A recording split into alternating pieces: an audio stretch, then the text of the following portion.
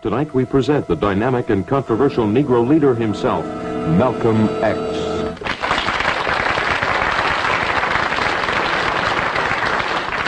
Another hidden challenger panel, and this time you're going after an international story. Gordon, may we start with you this time, please? 3 minutes. Does the story happen on a continent beginning and ending with the letter A? Yes. Was that Asia? Yes.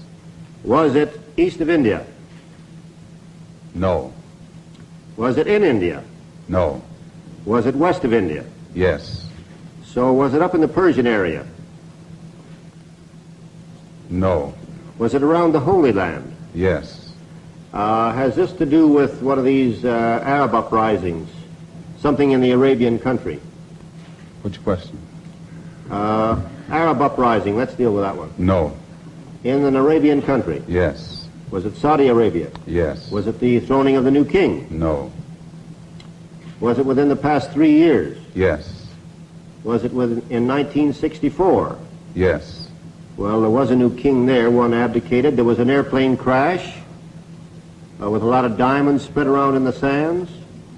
They discovered a little more oil. They bought 17 more Rolls Royces, and they married 406 more wives. Any of those stories? No. Pass to Betty. Thanks a lot. I think you covered them all. All right, is this a happy story? Yes. Is there any record or achievement involved? I don't know. Is there any money involved? No. Are you the central figure of the story? Yes. Are you a political figure? No. Are you a military figure? No. I don't know why that's getting a chuckle, but it is. Is there any loss of life in the story? You've talked of this being some kind of achievement, but is there any unpleasant aspect to the story? Partly. Partly. Pass to you, Charles. Well, were there any violence involved? Partly. Partly. Were you involved in the violence? No. Was it of a military nature? No. Was it a raid of some kind? No. Did you get kidnapped or taken away in some, abducted in some way? No. Had it to do with a sports event? Did you involve No. yourself? Nothing like that. Well, you're giving us trouble here. Was there some exploration involved? Somewhat. Exploration. Partly. Were you looking for oil, say? No. You were not, but this got a chuckle also. Did you fall heir to a lot of money? No. Did you take some money off somebody else through some legal proceeding? No. Is this an archaeological story? No. Is there any political aspect to it? Partly. It's partly a political aspect. Is a discovery of some sort involved? Yes. Is a crime of some sort involved? Partly. Partly a crime, partly discovered. Saudi Arabia. There is an element to this story geographically that you couldn't hope to understand without exploring some other areas, which is giving you the There's trouble. Yemen, there's Aden, there's the Bible. It just our guest made, in effect, this announcement from this particular place, but if you'd connected the United States, perhaps you would have gotten a little closer to it. But you will understand when you see our guest, Mr. Malcolm X, and the story is Malcolm rejects racist doctrine in Mecca.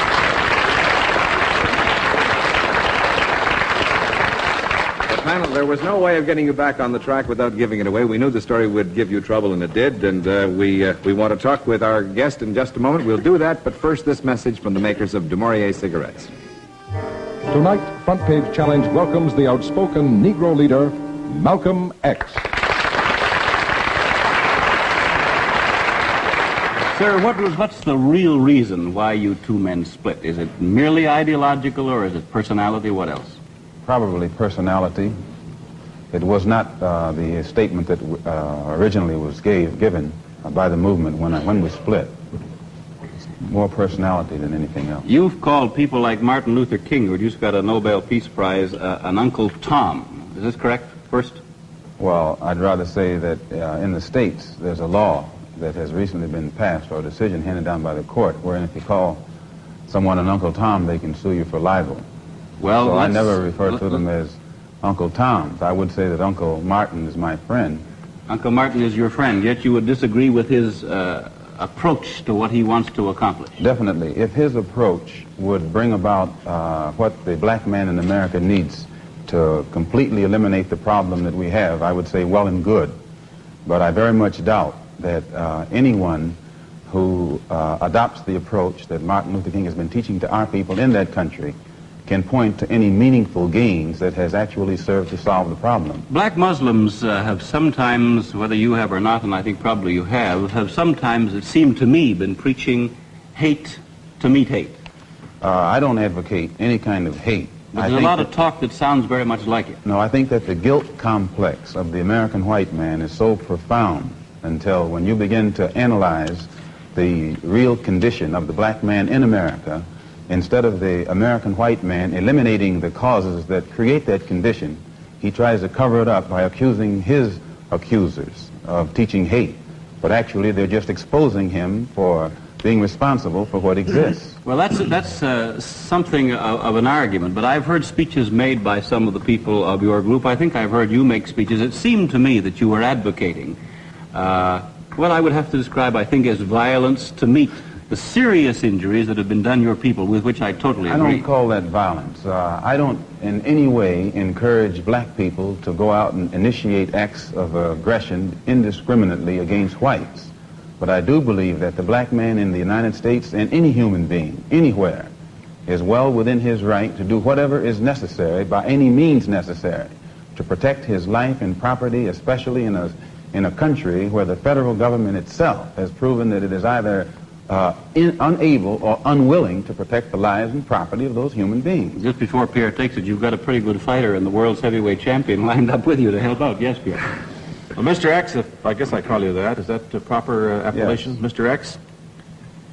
I'm wondering if you still believe, as I think you certainly did at the time you were allied to the black Muslim movement, in a segregated black nation No. in North America. I don't believe in any form of segregation or any form of racism. I'm against any form of segregation and against racism. Is it, am I right in saying that the black Muslim movement, which you have left, did believe in that? Well, Elijah Muhammad taught his followers that the only solution was a separate state for black people. And as long as I thought he genuinely believed that himself, I believed in him and believed in his solution. But when I began to doubt that he himself believed that that was feasible, and I saw no kind of action designed to bring it into existence or bring it about, then I turned in a different direction. Are you still a Muslim yourself? Oh, yes. I'm a Muslim. I believe in the religion of Islam, which believes in brotherhood, complete brotherhood of all people. But at the same time that I believe in this brotherhood, I don't believe in forcing my desire for brotherhood upon those who aren't willing to accept it. Of course, I think the Christians would say that they also believed in brotherhood. What did you say to that? I'd say they believe in it, but don't practice it. That'd be a pretty good answer. Sir, when the muezzin goes up in the minaret twice a day, he cries to the world, there is but one God, and he is Allah.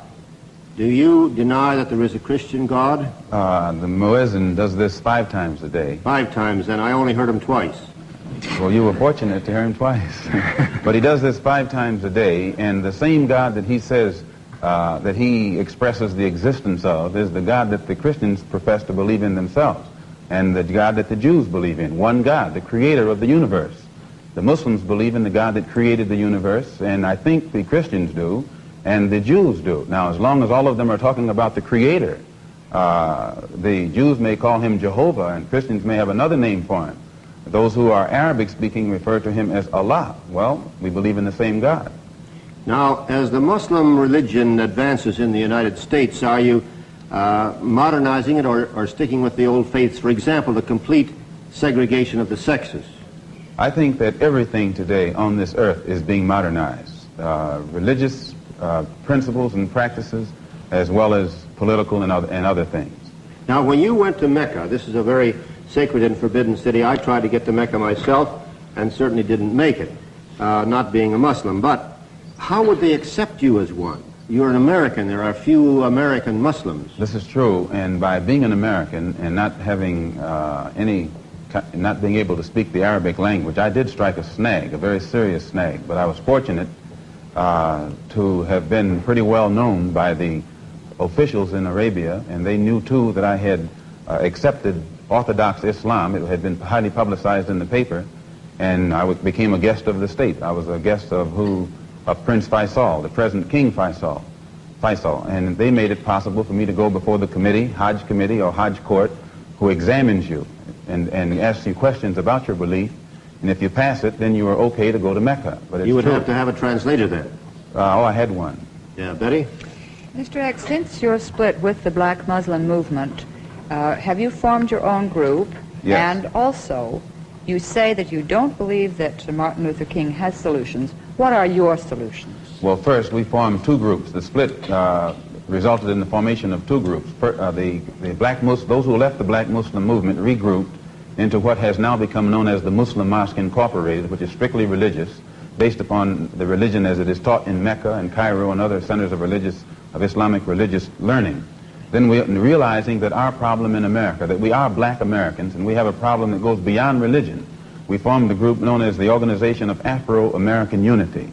And the objective of this organization, it's non-religious, number one. Any Negro can belong to it. And the objective of that organization is to bring about a condition that will guarantee respect and recognition of the 22 million black Americans as human beings. Now, this is very laudable, but how? Well, by any means necessary.